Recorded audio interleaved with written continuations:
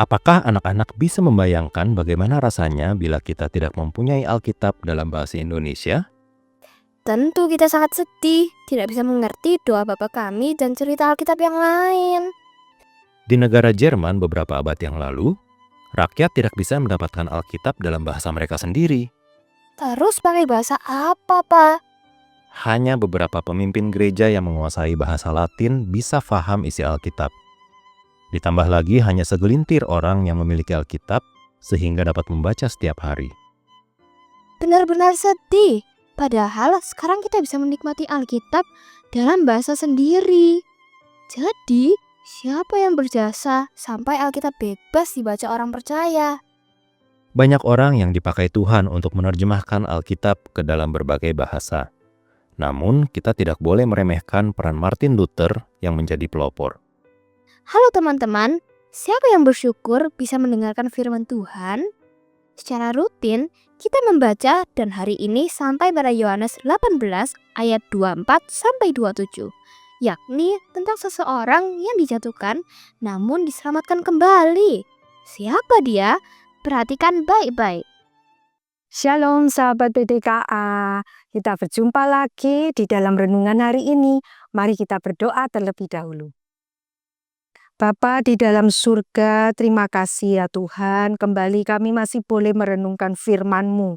Tolong kami Tuhan, bukakan pikiran kami, hati kami, dan untuk kami bisa mengerti akan kebenaran-Mu, dan kami dimampukan untuk taat kepada perintah Tuhan di dalam firman Tuhan yang disampaikan. Terima kasih Tuhan, hanya di dalam nama Tuhan Yesus kami berdoa. Amin. Anak-anak, pada hari ini kita akan mendengarkan sebuah kisah seorang murid Tuhan bernama Petrus. Dia itu seorang murid Tuhan yang cepat sekali berespon. Berespon baik di dalam perkataan maupun berespon di dalam tindakannya. Petrus ini begitu mengasihi Tuhan Yesus. Dia tidak mau kehilangan Tuhan Yesus. Jadi dia tidak ingin atau tidak setuju Tuhan Yesus harus mati di atas kayu salib. Di dalam kitab Yohanes pasal 13 ayat 37b dikatakan bahwa Petrus bersedia mati demi Tuhan Yesus. Tuhan Yesus pun berkata kepada dia, "Kamu mau mati bagiku? Sesungguhnya aku berkata kepada kamu, kamu akan menyangkali aku 3 kali sebelum ayam berkokok." Anak-anak, kita lanjutkan ya, bagaimana seorang Petrus ini. Ketika dia bersama dengan Tuhan Yesus di Taman Getsemani, terjadilah peristiwa penangkapan Tuhan Yesus. Dan sekali lagi Petrus menunjukkan kasihnya kepada Tuhan Yesus. Dia menarik pedangnya, kemudian mengenakannya kepada telinga dari hamba imam besar. Sampai telinga kanan dari hamba imam besar itu putus. Dan kemudian walaupun dalam keadaan takut, Petrus dan Yohanes ini tetap ikut Tuhan Yesus, mengikuti Tuhan Yesus yang dibelenggu itu menuju ke rumah imam besar. Dia mau mengamati situasi, dia tetap ada di pelataran rumah imam besar sambil menghangatkan badannya. Ketika itu Tuhan Yesus pertama-tama diadili di rumah imam besar Hanas.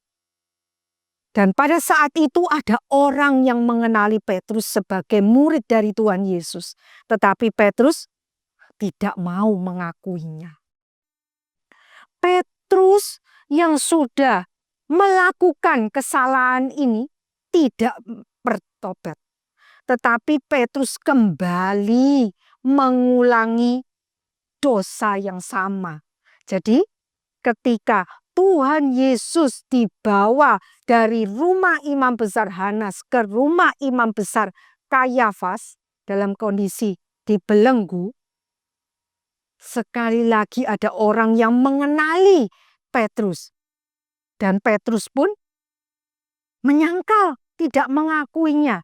Kemudian ada lagi saudara dari hamba imam besar yang telinganya putus itu mengenali. Bukankah kamu aku lihat di taman itu bersama dengan dia? Petrus sekali lagi juga menyangkal, tidak mengakui. Dan pada saat itu ayam berkokok.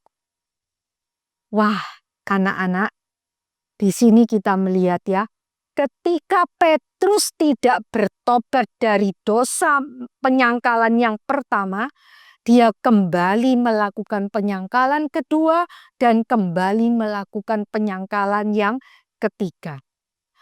Dosa ketika dilakukan, walaupun sekali dilakukan, dia mempunyai sifat itu menguasai dan tidak mudah untuk dilepaskan. Jadi dosa itu memang tetap ada di dalam diri murid-murid Tuhan dan orang-orang percaya pada zaman ini. Itu menjadi satu peringatan bagi kita ya anak-anak, bahwa murid-murid Tuhan dan termasuk kita yang mengasihi Tuhan Yesus itu akan dengan mudah dan cepat untuk menyangkali ikatan kita dengan Tuhan Yesus. Tetapi anak-anak, Tuhan Yesus tidak demikian. Tuhan Yesus tidak menyangkali kita di depan imam besar, juga saat ini pun dia di surga tidak pernah menyangkali kita. Dia bahkan mencari kita ketika kita terhilang di dalam dosa. Ketika orang percaya melakukan perbuatan dosa, Tuhan Yesus tidak langsung membuang, tapi Tuhan Yesus mengharapkan pertobatan dari kita. Petrus, coba kita lihat ya, dia sudah menyangkali Tuhan 3 kali. Tetapi Tuhan tidak membuang dia. Tuhan tidak menyangkal dia. Tetapi Tuhan justru menyentuh hati dia untuk dia bertobat. Tuhan memakai kokok ayam itu untuk menyadarkan dia. Dan Tuhan memang bisa memakai banyak macam cara untuk menyadarkan orang-orang percaya dari dosa yang sudah dilakukan. Tuhan mengharapkan kita mau bertobat.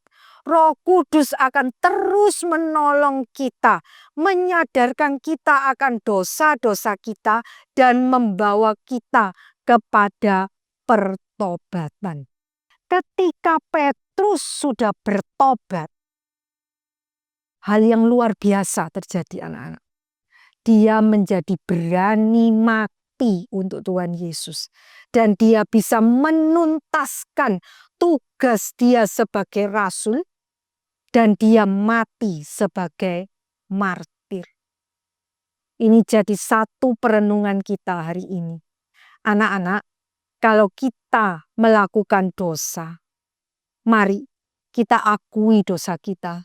Kita datang kepada Tuhan. Kita memohon ampun kepada Tuhan. Tuhan akan menolong kita untuk hidup di dalam pertobatan kita. Sehingga kita nantinya akan bisa menuntaskan tugas kita sebagai anak-anak Tuhan. Maukah anak-anak? Mari kita berdoa. Bapa yang bertahta di kerajaan surga, terima kasih Tuhan. Engkau tidak membuang kami ketika kami melakukan dosa. Tuhan, Engkau bahkan terus memampukan kami untuk memiliki kepekaan akan dosa, dan untuk kami dimampukan untuk bertobat dan hidup di dalam pertobatan. Tolong kami terus Tuhan, jagai kami, agar kami tidak jatuh ke dalam dosa terus-menerus. Tolong kami, agar kami dapat menuntaskan tugas kami sebagai murid Tuhan, sebagai anak Tuhan. Hanya di dalam nama Tuhan Yesus kami berdoa. Amin.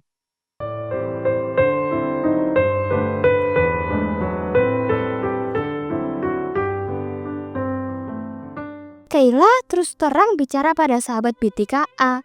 Kalau aku jadi seperti Petrus, mungkin akan melakukan kebodohan besar yang sama. Peringatan buat kita, jangan menjerumuskan diri ke dalam pencobaan seperti Petrus dengan cara berkumpul bersama mereka yang tidak memiliki urusan apapun dengan kita. Siapkan diri dengan bijak kalau hal ini kita lakukan untuk menginjili. Kalau Petrus menyangkal Tuhan Yesus 3 kali berturut-turut, maka aku juga sering melakukannya dalam cara yang berbeda tentunya. Apakah kamu tahu bagaimana membuat kita sadar atas dosa dan bertobat? Sama seperti Petrus, yakni dengan mengembalikan perkataan atau sikap yang salah ke dalam ingatan, namun dalam terang firman-Nya. Benar, hanya lewat sabda Tuhan.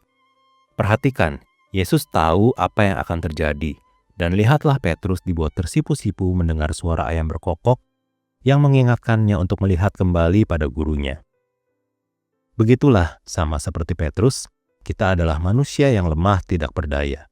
Mohon Tuhan berikan iman untuk selalu ingat janjinya. Terima kasih Yesus yang sudah menjadi penghiburan dan jaminan buat orang percaya. Lanjutkan terus membaca dari Yohanes 18 ayat 28 sampai 38 untuk besok. Salam.